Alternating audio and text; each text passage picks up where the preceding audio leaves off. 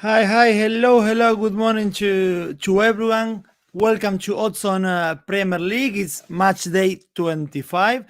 Not the greatest round of 16 in the Champions League for the Premier League clubs this week, as was the case the week before, I would say. Liverpool trashed in Anfield. Manchester City couldn't get the 3 points in Leipzig. Tom, at the end of the day, for all the talk of the financial supremacy of the English clubs, this looks far away of what people were expecting. Premiership clubs running the show in European most prestige competition. Well, that didn't happen. How are you, Tom? I'm doing all right. I mean, look, I still think that Real Madrid and Barcelona are essentially Premier League clubs because they have skewed the country's league in their favour for many, many years. They have stolen the wealth and riches of La Liga and put it in their own pockets, then whinged about it the entire time. And so, look, Real Madrid in the Premier League, where would they finish? They'd probably win it. They'd certainly be in the top four. So, the first thing you said was nonsense. The second thing is that Man City went to Leipzig and drew. That's a pretty decent result in the Champions League. They'll thrash them at home and go through. So, wouldn't worry too much about that. And what? Dortmund won 1-0 against Chelsea. I don't lose a great deal of sleep about that. So as much as I'd love your point to be true, that the world was a much more egalitarian place than it really is, the rich of the Premier League prove it to be the strongest league in the world. It continues to be the strongest league in the world. And until the clubs in La Liga and other clubs at the top fund them at the bottom with a more equal sharing financial model, we'll continue to go round and round in these circles. I guess Tebas will agree with your statement. Tom Rennie is always here to take us through all the tips and predictions for the Premier League weekend. And today he's ready also to share his views and predictions on the League Cup final, because do not forget that on this Sunday in Wembley, Manchester United is facing Newcastle for a great League Cup final in Wembley. But before we get started, please do not forget to like and subscribe to our channel and hit the notifications bell. Tom is ready. I'm ready. I hope you're all ready. So let's go.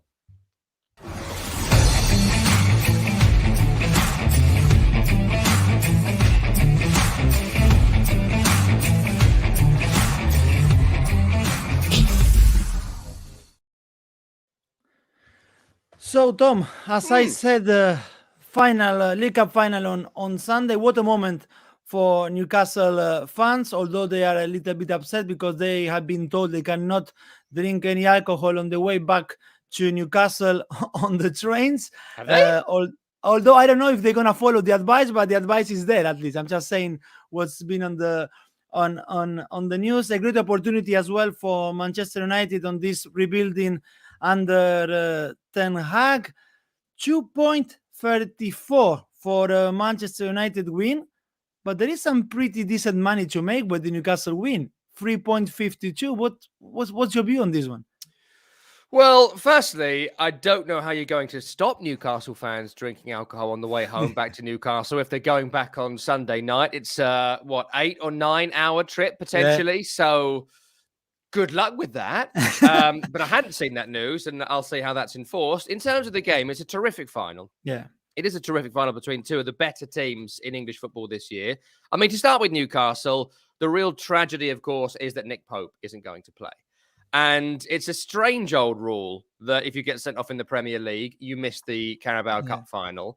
There are other rounds in this competition and other scenarios where you can get sent off in the Carabao Cup and not miss a league game, but you get sent off in the league and you miss the Carabao Cup. It's all very odd. It doesn't make sense. If you get a card in one competition, it should only exist in that competition. That just seems to make basic sense to me. But when has football and the rule makers of football ever made perfect sense? So that's a massive loss for Newcastle, because as fated as their defence has been this season, Sven Botman, Fabian Schär, Trippier, terrific seasons all, the keeper has made the big difference. Pope has been exceptional at times. He commands the box when the ball is crossed in. He makes terrific saves. So to lose him for a moment of idiocy against Liverpool, for that is what it was, is a massive blow. And, of course, they can't play Martin Dubravka because he's played, coincidentally, for Manchester United during this tournament. So it looks like Loris Karius, who I'm led to believe has not played a game since playing for Union Berlin a couple of years ago out on loan. He's not played a game for an English team in an English kind of league game, whatever, since the Champions League final, the infamous one for Liverpool when he basically threw the ball to Karim Benzema. Yeah. So it's an odd one It's an odd one. I think that's a massive, massive loss for Newcastle United, which may well cost them in the end. Even if Loris Karius has a good game, he's still not Nick Pope. He's still not played for 2 years, and they haven't got that communication between players and defence. These guys never thought they'd play together, so that's an issue. Bruno Guimaraes being suspended for the last few league games, that's been keenly felt. He returns. That's a massive, massive boost for Newcastle United, because they started against Liverpool with Elliot Anderson in midfield. He had to come off because of the red card, but that shows the declining kind of quality. And Joe Willock's a big doubt. Joe Linton is a possible doubt for it. So Newcastle, it's just come to them at a bad time. It doesn't mean I discount them from winning the game. I still think that there are players here who can cause a massive threat to Manchester United. I still don't see United scoring 1,000 goals and winning 4-5-0, something like that. But I think Newcastle don't come into it in great form. In terms of bets for Newcastle United, there's a couple of things I've been looking at. Number one is the Miguel Almiron market, who has been terrific this season. I think it's 11 goals now in the Premier League for him. He can play multiple positions. He might have to play in a midfield three, likely to be part of a front three. And I think he's the kind of player that could really do damage in between the lines of the Manchester United midfield and defence if there are gaps to exploit. He is the man who will do it. I'd also be looking at the Callum Wilson market, who I think will get the nod in front of Alexander Isak, because Callum Wilson is an actual number 9. Alexander Isak, I'm still not quite sure where he's going to play for Newcastle. Will there be some change in formation, 2 up front, someone in behind him? We don't quite know yet, because he's not played enough games for Newcastle for us to know. So there's a couple of good markets there, and I still would look at Newcastle United not being thrashed. I'd be looking at them conceding 1 goal at a maximum in this game, certainly in the opening 90. Extra time, I don't know. For Manchester United, it's the Marcus Rashford market, of course. He has been a pivotal player in what they have done. To have 2 shots on target in 90 minutes, that's around 3.5, 4 to 1. I think that's a given that he is going to have at least 2 shots on target. So I'd jump on that one and combine it with a result. I'd be looking at, in terms of result, I think we're going to extra time. I think this is a game that's going to go the distance. Finals so often do. I've been to a few finals with Manchester United when they've gone to extra time. I can see this being level at full time. I can see this being 1 apiece at full time. So I'd be looking at under 2.5 goals to get to 90 minutes. Combine that with the Rashford market. And then, sorry to say, for Newcastle fans, that Manchester United win it in extra time or on penalties. Look for United after 90 minutes and a draw at 90. Going through the comments, Tom, I had to say some people agreeing with that. Draw and under 2.5. Angela Mambo, another I got here saying a draw and under 2.5. One other looking for goals too, but I'm as well more inclined to believe it's a final. How many years of Newcastle not playing in a Wembley final? I also believe this could go all the way to the extra time. And just a little point going back to the Karius situation, it's hard at the same time not to believe that this is written in the stars. The guy coming back out of the blue to play a final in Wembley and having the back of Liverpool supporters now, because they wanted him to beat Manchester United. So the storyline, to be honest, is amazing. And I think we are set for the best final of the League Cup in the last few years. I was getting a bit tired of Manchester City, Liverpool, Chelsea all there in the last few years. So it's good for a change to have a Newcastle and Manchester United. That will be on Sunday afternoon in the UK. Now, yes, we can definitely move on to match day 25 in the Premier League. Tom, our first stop is actually, tonight in West London. In Craven Cottage, to be more precise. We have Fulham and Wolverhampton. Fulham, one of the stories of the season, I believe so far, only 4 points away of a Champions League spot. They already have more than double the number of victories they had last time they were in the Premier League. They try to play an attacking football, but they also know how to fight for their points, as they shown in Brighton last weekend when they suffered, but they managed to get the 3 points 2 minutes before the end. But on the other side, Tom, Wolverhampton team capable of losing against West Ham or Bournemouth at home last week, but also capable of beating Liverpool 3-0. Although I don't know how much is that of an achievement these days. But the point is there. So what I will expect here? An easy ride for Fulham on some sort of renaissance for Wolverhampton. Odds of 2.43 for a Fulham win are quite good. Yeah, that is quite good, actually, considering how good Fulham have been this season. As you mentioned, sixth in the table. Their home form has been very, very good as well. With 6 Premier League wins from the 12 games they've played. That's why they are where they are, because they've been able to be consistent at home. It's hard to go to Craven Cottage and win. Even when teams have gone there and won, they've had to play an almost perfect game defensively to get out of there with the points.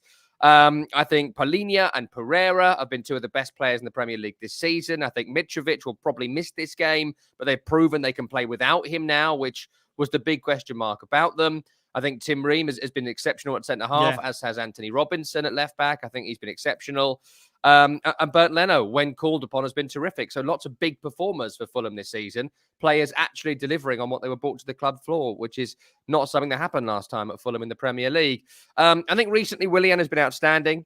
I think you're looking at the Willian market here. Shot on target for him is 2-1. An assist in this game, a goal in this game. If Fulham are to win it, they will do it through Willian's sparkling renaissance in form. It might not last for a long time, but it's certainly been a good time. So I'd be looking at the Willian market here for them. As for Wolverhampton Wanderers, Lopetegui's come in, and he is a very defensive-minded coach, right? And that's kind of not the worst thing ever if you're Wolverhampton Wanderers with a pre-existing setup.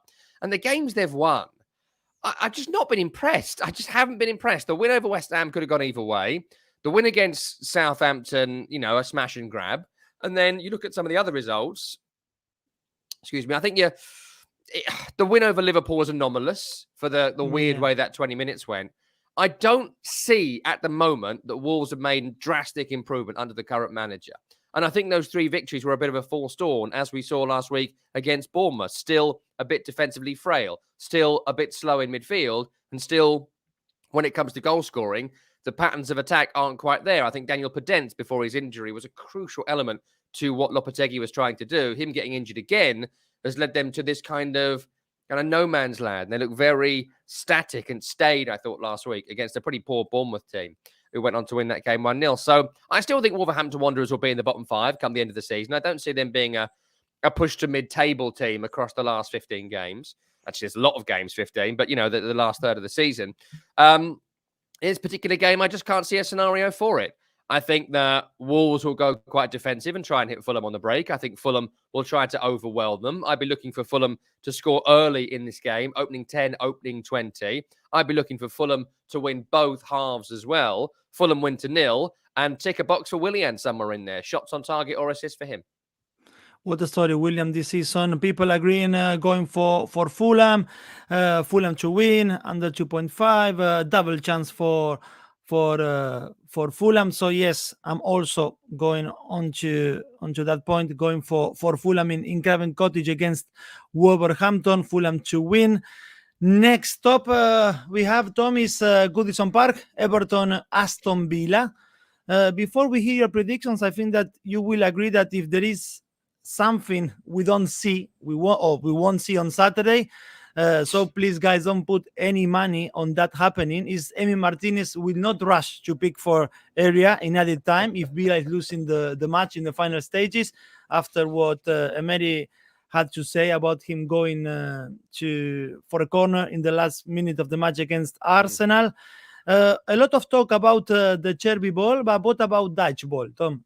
2 wins in 3 games since he arrived, which is half of the total wins that Lampard managed to get until he was sacked. A great win at home with the Leeds last weekend without conceding, and the chance to play again at home this time before visiting Arsenal next week. For Villa, seems that the Emery effect started to drift away a little bit. 3 consecutive defeats for them. Can Deitch do his magic here as well? Yeah, of course. I mean, it was just the perfect appointment for the perfect club at the perfect time. I think that Frank Lampard was doing everything that Sean Dyche is trying to do now, but Dyche does it better because he is a better manager and has done it for a decade in the Premier League. What are the hallmarks of Sean Dyche's team? Number 1, work harder than the opposition. Number 2, get up there and win corners. Number 3, cross the ball. The end. Right? That's That's the tactics, but there's nothing wrong with that. Do it well. Yeah. Do these simple things well, and you will win football matches. And that's what Sean Dyche has proven for a decade in the Premier League. And last week, they scored a bit of a weird goal from Seamus Coleman to beat Leeds. Previously, against Arsenal, they scored from a corner. When they get a set piece, when they get a chance to cross, there's often 3, 4, 5 players in the box, couple hovering on the edge to score from. They have a goal threat now given to them by the manager, knowing what to tell them to do. Whereas previously, Frank Lampard was, he just didn't have the detail. He didn't have the plan. And Sean Dyche does. They're going to stay out this year, Everton, again, because they've changed the manager at the right time. And he knows how to get something from a previously quite defensive-minded squad, 2 or 3 of whom he'd worked with before. I think in this game, you look at them getting over 5 corners. I think you look at this game, them not conceding a goal. I think you look at them, if you're going for an Everton victory, to win without conceding. That will be the plan. 1-0 home wins. It's working for Forest. Why is it not working for Everton? Well, now it is. To look for over 5 corners, over 10 if you're feeling generous. But I would say 5 to 8 is the most likely outcome here. And I would certainly go on the under. This game is not going to be over 2.5 goals, whatever way you slice it. For Aston Villa, difficult loss last week. Played very well, I thought, against Arsenal in the game. But I think the trouble with Aston Villa is this. They decided after Unai Emery's first burst of results, because if you win 3 games in a row in this league, you're going to stay up. If you can put a run of results together, you ain't going to go down. Simple as that. He came in, put a run together. They've got a lovely cushion between them and the relegation zone. Them and Chelsea may be the only actual mid-table teams in the Premier League this season. There's a big table, 2, and a big table. And I think in January, they made a decision that they're going to plan for next season. I think that's wise, and they were right. But that has led to a bit of an inertia in recent results because players, some are playing for contracts, some aren't. They've had tough fixtures, sure, Leicester and Man City in this run as well. So look, there's some caveats in there. But I just think they seem a bit directionless because they are a bit directionless. Unai Emery, quite rightly, is already thinking about August. They're not going to get relegated. He's thinking about, do I want Watkins? Do I want someone better? Am I going to keep Douglas Luiz, or do I need to improve in that position? Tyrone Mings has signed a new contract. Who plays alongside him? Emi Martinez, he obviously doesn't like him. Who would and who could? So he wants to get rid of him to raise some money to buy some other people. So that, I think, is the issue for Aston Villa right now, is that they're stuck between, we've still got 15 games to go, but this season is over, and there might be a little bit of inertia in there. That opens the door for Everton. I would not look at an Aston Villa win here. I don't discount it from possibility, but I wouldn't bet on it. I would take Everton 1-0. Don't do an exact score. Everton to win without conceding, under 2.5 in the game, and look for over 5, maybe over 7 corners for Everton in the match. Yeah, and Everton at home with Dutch to score first for the Toffees is never also a bad idea, maybe in Goodison Park. The next one we have, Tommy's Leeds Southampton. Don't want to be disrespectful at all to Javi Gracia, the new Leeds manager, but it seems one of those live sequences, like when you are out of work and you ask maybe a friend, Tom, like, if you know of any vacancy, just let me know. And in this particular case, one of Javi Gracia's friends works in Leeds as a director of football. Of course, I'm joking, but it was a surprise, his appointment, to be fair, at least with the names they were like analyzing before, to go for the possibility of Bielsa come back to Javi Gracia is quite of a turnaround.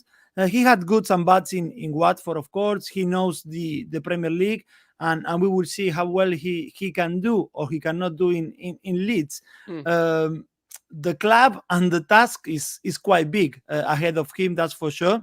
And for the Saints, Tom, a massive win in Stamford Bridge last weekend with another superb free kick from James Ward-Prowse. I can't think of a bigger confidence booster going into this match. And for sure, there is some money to be made with Southampton. An away win has odds of 4. Can you see them doing it again?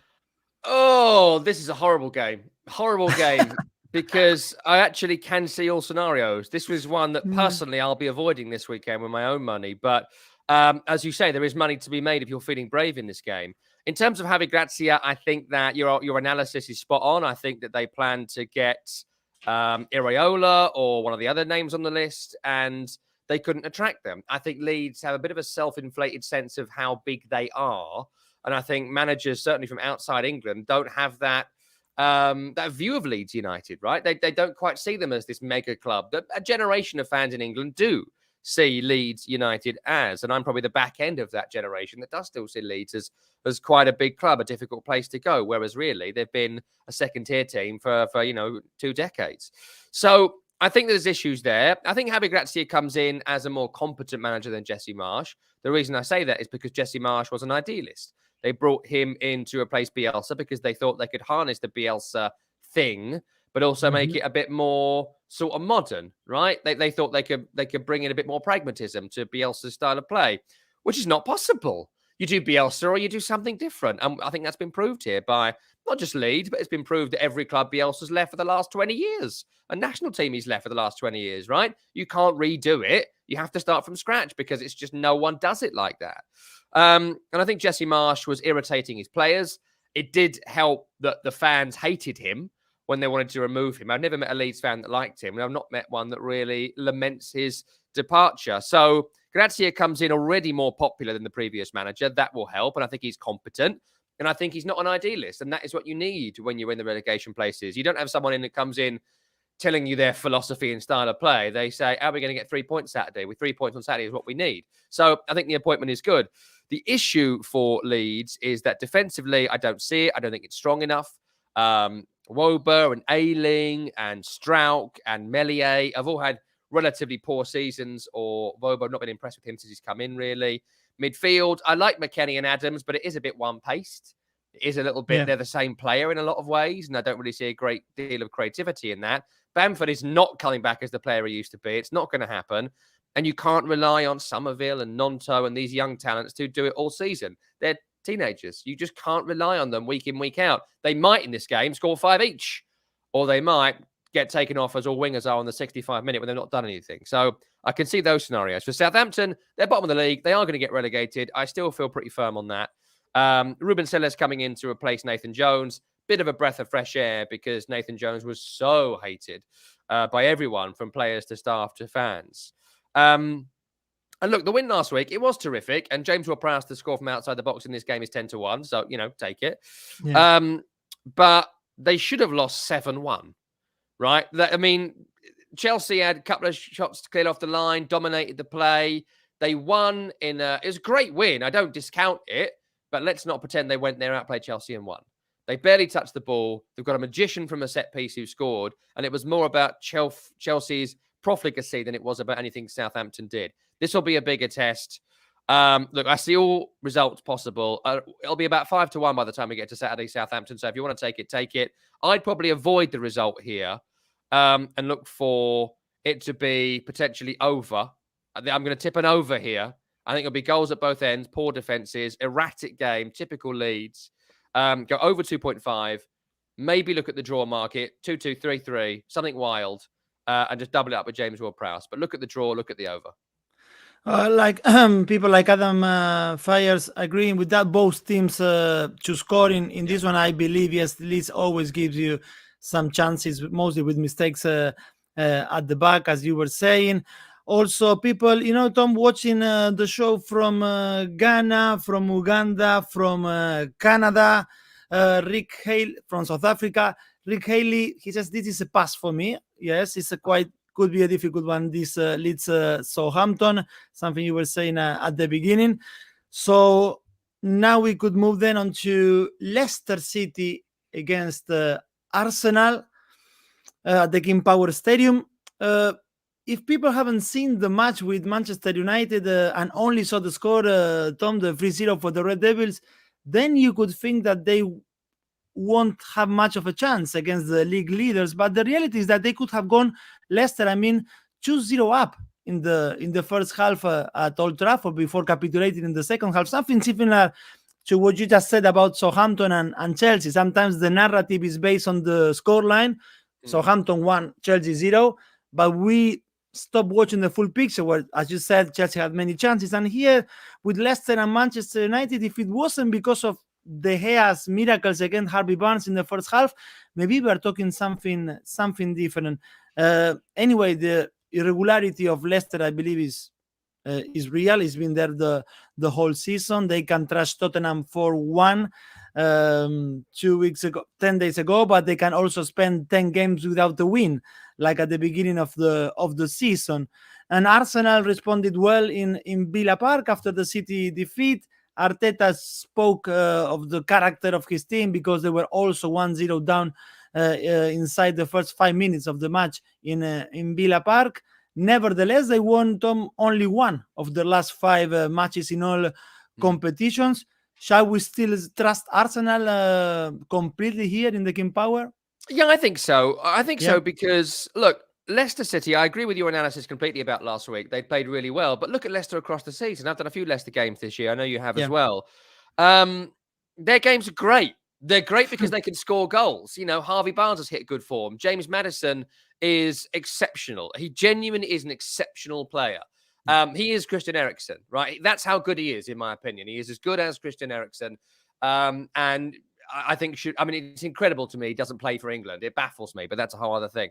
And with James Maddison, you create chances. With James Maddison, you score goals. You're a threat from set pieces. You're a threat from open play. And with fast runners ahead of him, he will find the right pass more often than not. And if he doesn't, he'll just score. So, look at their goal scoring record this season, 36 goals scored. Compare that to the rest of the bottom half. It blows them out of the water. You know, I see West Ham and Leicester as a similar level squad. For example, West Ham has scored 19 goals compared to Leicester's 36. You think about Aston Villa, they're going to be safe in the Premier League. We spoke about them earlier on. They've got 28 goals. Leicester have 8 more goals than them, incredibly, and thrashed them for 4 a couple of weeks ago. So goals. Brendan Rodgers has realised that his team just can't defend. Danny Ward, his stats are quite good in goal, but I still don't think he's a great goalkeeper. Wout Faes, I think it's okay at centre-half, but looks a bit raw. The midfield doesn't provide a great deal of cover. And in Tielemans, a very good technical player, but he's slow. He's not a DM. And they've missed Ndidi a lot this season, and we could go on with the injuries they've had. But look, I think Leicester will score goals and do score goals and will stay in the Premier League, no danger. 4 points clear is already probably enough. They'll keep that buffer all season, and they will score in this game. I will always back Leicester to score. I think it's one of the safest bets of the season. They will score in 33 of 38 games. So Leicester to score is always a pretty safe bet. And put James Maddison and Harvey Barnes very high on your list in terms of how they score a goal. But for Arsenal, what they show us last week, that's what champions do. That's what great teams do. 2-2 in the 90th minute, they still found a way to win. Was it lucky? Yes, it absolutely was. But it was lucky because Jorginho was on the edge of the box, ready to take a shot in the 90th minute, had the confidence to do so, then it broke their way.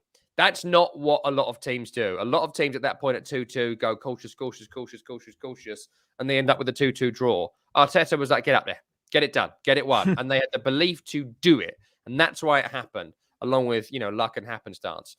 The issue for Arsenal, of course, is trying to get a consistent team out, something that at the start of the season wasn't a problem. Where is Thomas Partey? When is he coming back? Where is Gabriel Jesus? When is he coming back? We're led to believe Jesus maybe in 2-3 weeks will return. And as good as Eddie Nketiah has been, to a point, he's not Gabriel Jesus. Arsenal would not be top of the league right now if Jesus had not been there at the start of the season. So that's an issue. You've got 1 or 2 players off form as well. Ben White not doing so good at this moment in time. Martin Odegaard had some good moments at Villa, but go across the last 3 or 4 games, he's not had the influence he had previously. So I think there's a little question mark there at the moment about Odegaard's consistency of form. And of course, the fitness of Bukayo Saka, considering everyone tries to kick him out of the game every single game for 90 minutes. And last week, I thought he went off. And then he came back on again and was crucial to the way Arsenal kind of went on in the game. So I would look here at both teams scoring because I think both teams are going to score in this game. And I don't discount the draw market at 4-1. I always like the draw market because the odds are really good. So both teams score in a draw. Yes, I can see it. But I just fancy Arsenal. Both teams score. Arsenal go on to win it. The most common scoreline in football is 2-1. That's the scoreline I'd be looking at. Never bet on an exact score. But look at Saka to be involved in the goal, Saka to assist, Saka to have at least 2 shots on target for Arsenal, and they win with both teams scoring. Yes, and actually the both teams to score is similar odds to an Arsenal win. It's 1.75, the highest odds on Oddspedia for both teams to score. And as we can see there on the screen, Arsenal win is 1.78. But yes, there will be goals for sure in the King Power.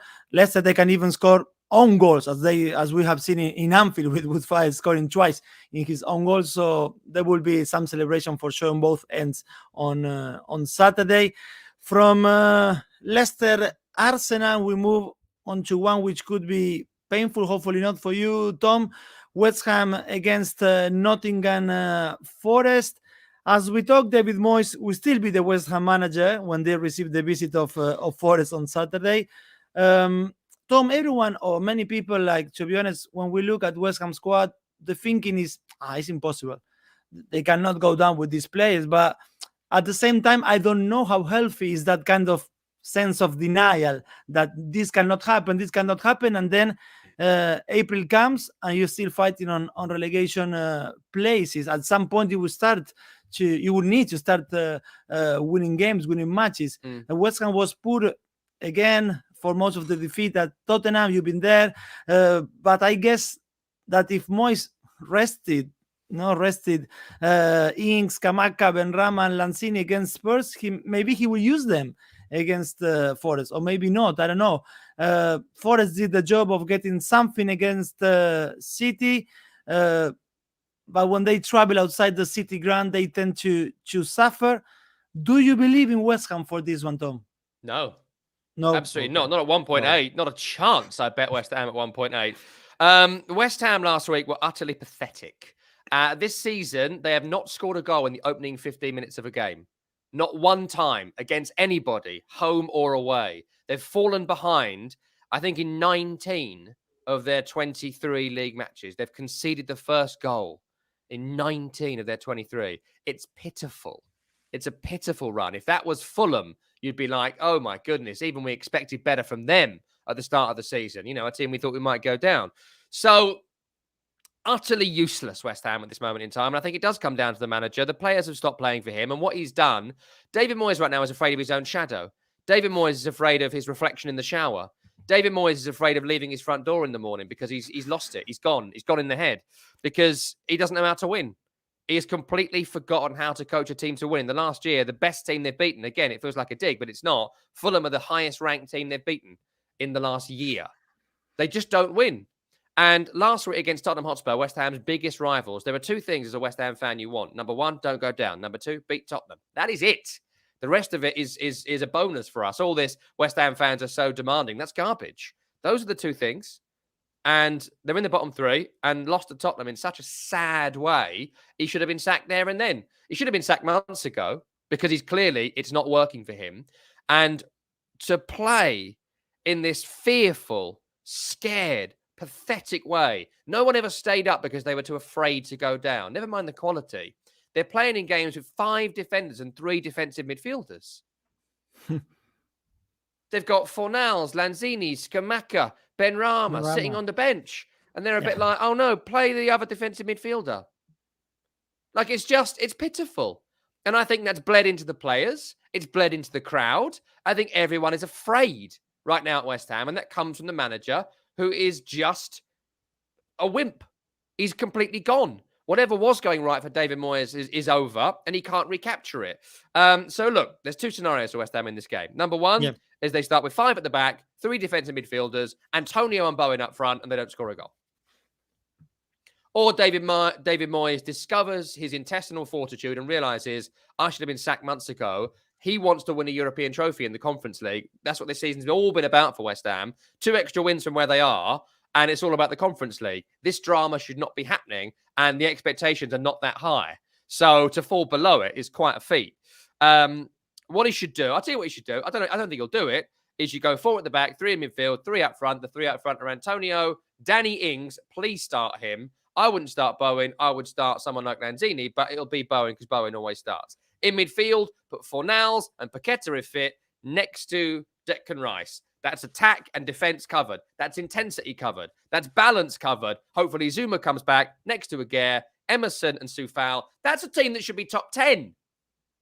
But he will go ultra defensive and hope to score from a corner because he's pathetic.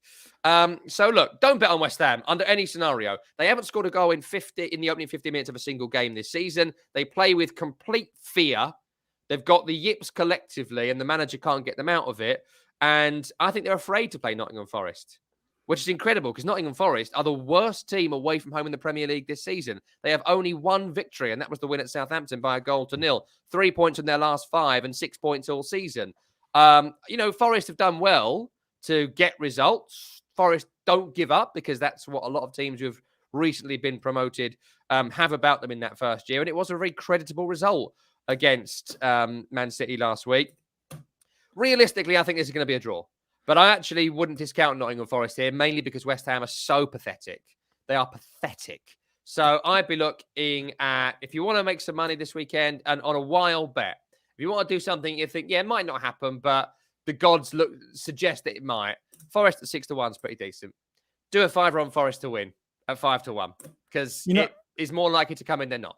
Some people actually told me in the comments, pointing like Viper Pablo Sanchez at the double chance for Nottingham Forest, which is actually on 2, a draw or a win for the visitors, which seems quite likely. And people loving it. He's pathetic, Tom, on you about Moyes. So basically, I think it's the feeling on West Ham fans so far. He should resign, Leo. He should have resigned. He should have resigned. He knows he's gone. I bet at the moment, if David Moyes walked into a coffee shop and they said, do you want oat milk or almond milk? He'd be like that. I don't know. Give me tea. He hasn't got a clue at the moment. He's completely gone. He's out to lunch, and he should have resigned. All right, Tom. So let's leave now West Ham, Nottingham Forest on the side. Let's move on to Bournemouth, Manchester City. I can't remember your prediction for the reverse fixture in the Etihad before the World Cup, but no. But seriously, but my point is, like, you could easily have said City Asian handicap -2 for saying something, and Haaland to score a brace, and everyone would have agreed. Because what month ago was looking a safe bet, Asian handicap -2 for City against Bournemouth, I don't know if now it's like a safe bet in the same sense that it was before. Yes, it's true that against Nottingham Forest we cannot just stay on the scoreline 1-1, because City created many more chances, and if it wasn't for Navas or Haaland missing the ball just 2-3 feet from goal, we are talking something completely different. But at the same time, I had the feeling that to say that an Asian handicap -2 is a safe bet for City, I would have said that 3 months ago. Now I'm not too sure, even if the rival is Bournemouth. Asian handicap -2, Man City. Yes, okay. No, I have more to say. I just thought that was funny. Look, I think Bournemouth, credit to Bournemouth for last week. It was a real punching up performance, but it's not a Premier League squad. They are going to get relegated. That was an anomaly, not, I think, a cause for great hope. I think that Dominic Solanke is just about a Premier League quality player. I think that Billing and Jefferson Lerma are relatively effective in midfield, but again, it's a championship midfield. I think Neto in goal is actually pretty good. He's certainly a leader in the team and has got the captain's armband now at Bournemouth. So they've done well to still be in the mix. They should be adrift right now. And the reason they're not is because of how poor the likes of Everton and West Ham have been around them. Both those teams should be on 25 points, and Bournemouth should be where they are, 7 points adrift and going down. They're not because of the wastefulness of others. I still think they'll get relegated. And in this game, Nottingham Forest, you're absolutely right. Last week, they could have scored 3, 4, 5, 6, 7 goals. They had loads of chances. There was just, a malaise around City after they'd scored the first goal, and Forest found a way to get back in the game. I don't think it's going to happen here. I think Man City will win it. You don't make money on Man City to win at 1.3, so you have to raise and handicap it. Yeah. You have to do something, right? So if you want to make some money on this game, you have to double this up with something. Look at Haaland to score. Look at the Asian handicap -2. I'd even look at the -3 market. I think they're going to blitz Bournemouth in this game, 3 or 4-0, and try and go into the next set of games with some confidence, because right now it's understandably waning. That's unless Guardiola plays a new formation of 2-1-3-1, 2-1-3-1, 2-1-1, at which point I don't know what happens there. It's the kind of game that people could be forgiven if they leave after 15 minutes if City score in the 13 minutes of the game, because you know what's coming after. Yes, exactly. I think maybe shoot off. The thing is with Bournemouth, though, it's a bit different, because if you were in central London, I'd say get the train. But Bournemouth, quite good parking around there, so you might as well stay to the end. Okay, so that was Bournemouth entertaining Manchester City at home. Now South London, Crystal Palace against Liverpool in Selhurst Park. I can't decide if it's the best moment to face Liverpool 96 hours after they were trashing Anfield in a European night, or by the contrast, it's not the best time because they will have a point to prove, and because at the end of the day, highly likely that their only source of competitive edge this season is to fight for a Champions League spot. They are 7 points behind Tottenham, who plays on Sunday, so they really need to leave the Real Madrid defeat quickly in the past. And for Palace, Tom, it seems for me that it's like they have already peaked under Patrick Vieira, and they are sleepwalking until a result crisis arrive sooner or later. But I had the feeling that we have seen the best out of this Palace. Maybe I'm wrong. I don't know. Would you go for Liverpool and goals here? No, I wouldn't. I mean, I think you're right on Palace. I think you made a great point on Palace. I think they could go down. I think Crystal Palace have, I think peaked is a great way to put it. You know, there's something not quite right. I think they are in a malaise. I think the squad is so thin and the players are not performing. You know, it's 4 points in 5 games. It's 4 draws and 1 loss. It was a late equaliser against Brentford last week, which could have turned things around. The only thing that turns it around is wins, and they're not winning. And it's not a strong squad. They recently sacked the first team coach, or he left for whatever reason in Sean Derry. There's some sort of issue going on there. And Wilfred Zaha being out for a period of time is a problem too. He may well come back in this game, but how are they using him? Central striker doesn't quite work. On the left wing means Eduardo or Mateta have got to play. That doesn't quite work. Nothing quite works at Crystal Palace.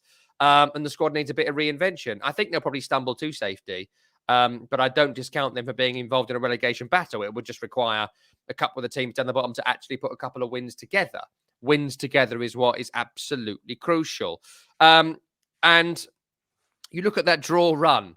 You know, Crystal Palace find ways to draw games. They don't really get beat a lot, but they find a way to draw. They can't win. And for Liverpool, you know, midweek must have been devastating.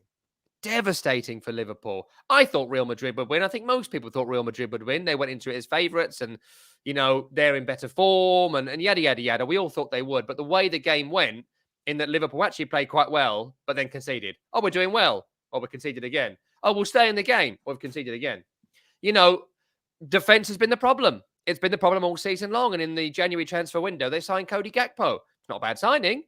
Didn't need that position covered. What you needed was someone to replace Van Dijk, never mind play with him. You needed a better defensive midfielder than Fabinho. He's been in terrible form all season. You needed to be able to change the shape of the mid-team. And as much as I like Stefan Bajcetic, he's 18. So you can't play an 18-year-old week in, week out. You just can't at Liverpool. So, you know, Jordan Henderson's needed replacing for a long, long time. It's not going to be an 18-year-old right now. This may well pay dividends in a year or 2 years' time, but right now it's costing them. So there's issues there. Tough one, this. I wouldn't look at Palace to win, even at 5-1. Draw at 4 is beautiful. I would certainly be looking at the draw market, mainly because of Palace's recent form and Liverpool having played quite recently. Liverpool 1.7 is not quite good enough, so I'd be looking at Liverpool to win a low-scoring game, under 2.5. But the draw market here, it screams draw to me. It really does. So draw, both teams score, 1-1, the obvious scoreline. But even then, that still brings you in under 2.5.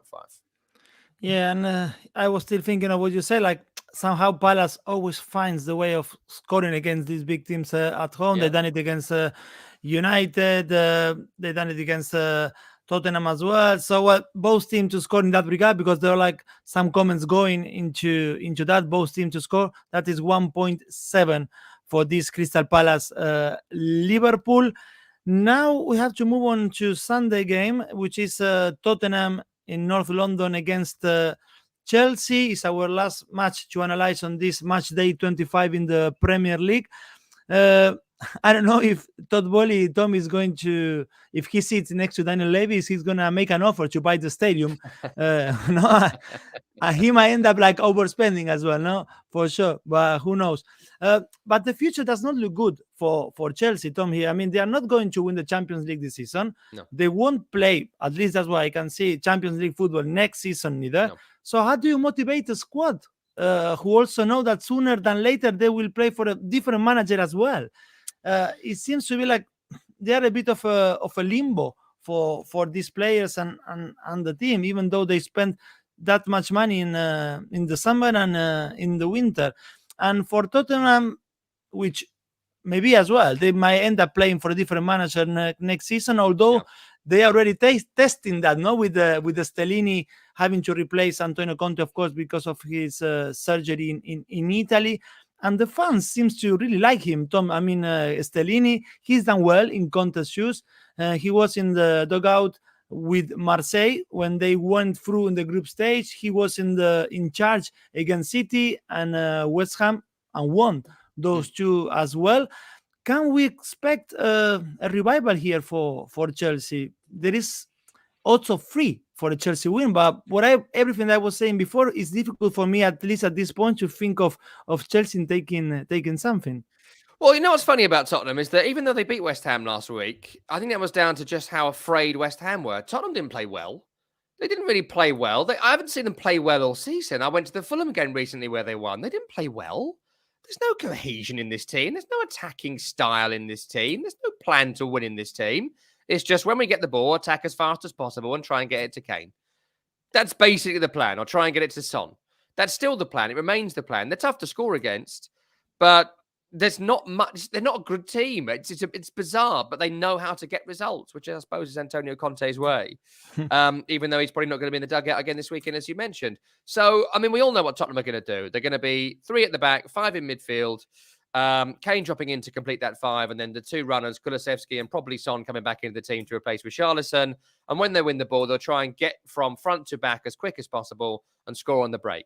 I expect possession to be 70-30 in Chelsea's favour. And your point on Chelsea is interesting. Do they have much to play for? I think they'll still be thinking of the Champions League. I still think there's a long way to go. And they can put on... This is a squad of players who can win 10 in a row, right? They can do it. Will they do it is a whole other conversation. Yeah. But that's a squad who can do it. And there aren't many squads who can do it.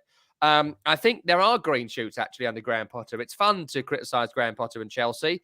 And you don't build a squad like this for reasons that are being proved. But I think he is kind of finding his team. I think he is kind of finding who plays where and who does what and who plays with Enzo Fernandez. And you know, the attack is built around Kai Havertz, and Raheem Sterling coming back makes a massive difference. You know, he rested people after Dortmund for last week against Southampton. It didn't quite work out. But they should have won that game 3-4, 5-1. I think when the goals start coming, they'll come in a flood. And I don't know. I thought it would happen last week, so I'm not going to say it's going to happen again this week. I can see Tottenham nicking a goal from a corner. I can see Chelsea dominating the ball and maybe scoring. I think the draw market of 4-1 is really interesting. Because the odds are so even, I would suggest potentially double chancing it either way, draw and a winner. I would lean towards draw and Tottenham. I'd certainly go under 2.5 in this game.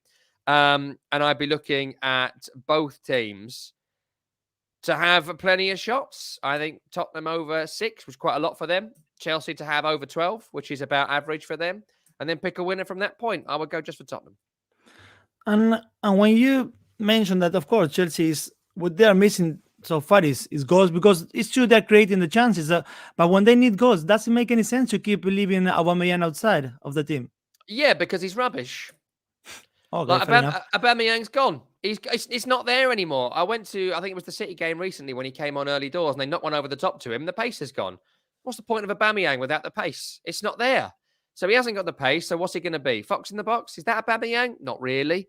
His entire career has been built on over the top, coming in from the left, bearing down on goal and knocking one around the goalkeeper. That's his whole career. He's not going to get played on the left. He's never really been a central striker. It was a terrible buy at a terrible time for the previous manager. And you can tell, actually, watching them. I've been to Stamford Bridge a couple of times when he's played. I don't think they like each other. Potter doesn't like Aubameyang. Aubameyang doesn't like Potter. They're certainly not having each other. There's a lot of regret about that transfer.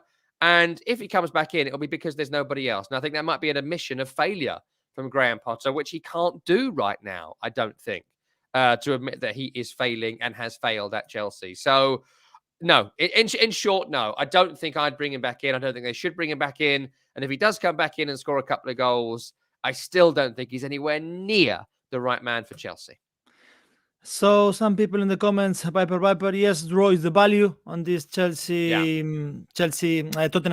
You can see 3.58 for a draw. Also, some people pointing under 2.5 Spurs win, and Kane scores or 0-0. Yeah, like all that. Kane scores is always looking, of course, like kind of like a safe bet in in a way. So that was all tips and prediction for the Premier League match day 25 with Tom Rennie. Before we say goodbye, Tom, what's your safe bet and ACCA? So my safe bet this week, to be fair, it's been my safe bet for a lot this season, and it would have won you 16 bets out of the 24 times I've done it. It's Manchester City win. They're going to Bournemouth. Man City win. It's not a great deal of money. As we said earlier, combine it with something else, but it's about as safe as you're going to get this weekend.